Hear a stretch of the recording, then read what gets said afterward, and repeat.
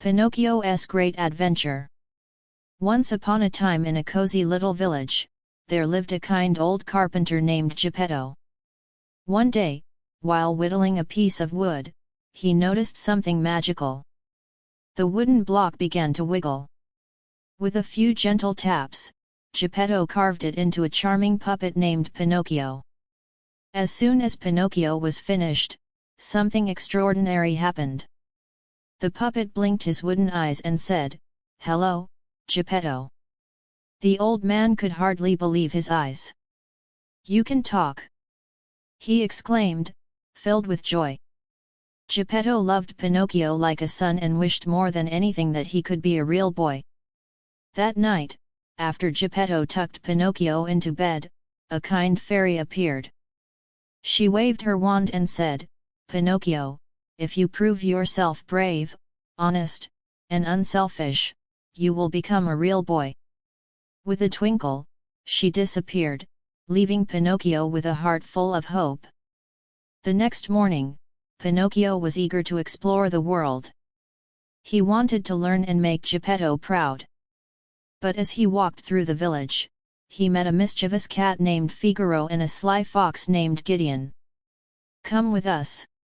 There's a wonderful place where you can be a star," they said.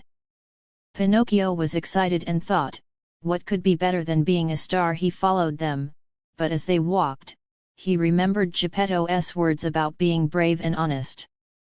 "Maybe I should go back," he said hesitantly.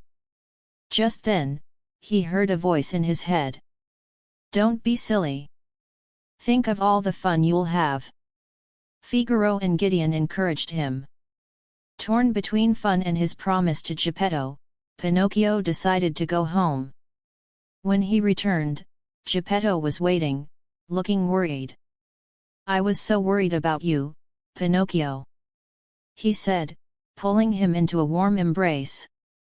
Pinocchio realized how much he loved Geppetto and wanted to make him happy. "I'm sorry, I want to run away again," he promised. The next day, Pinocchio saw a group of children playing. He wanted to join them, but Figaro and Gideon appeared again, trying to lure him away. "You can be a superstar," they said. This time, Pinocchio stood tall. "No. I want to play with my friends and be honest." Pinocchio ran to the children and asked if he could join.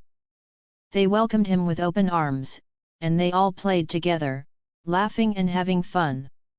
Pinocchio felt happier than ever. That night, as he lay in bed, the fairy returned. "You've shown bravery, honesty, and kindness, Pinocchio. You're ready to become a real boy." With a sprinkle of magic, Pinocchio felt warmth in his wooden heart. When he woke up the next morning, he looked in the mirror and gasped. He was a real boy. He jumped up and down with joy, running to find Geppetto. "I'm a real boy. I did it." Geppetto's eyes sparkled with tears of happiness as he hugged Pinocchio tightly.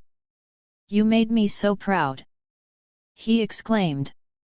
From that day on, Pinocchio lived many adventures, always remembering the lessons of bravery, honesty, and kindness. He and Geppetto were happier than ever, creating beautiful memories together, just like a real family. And so, Pinocchio's great adventure had only just begun. The end.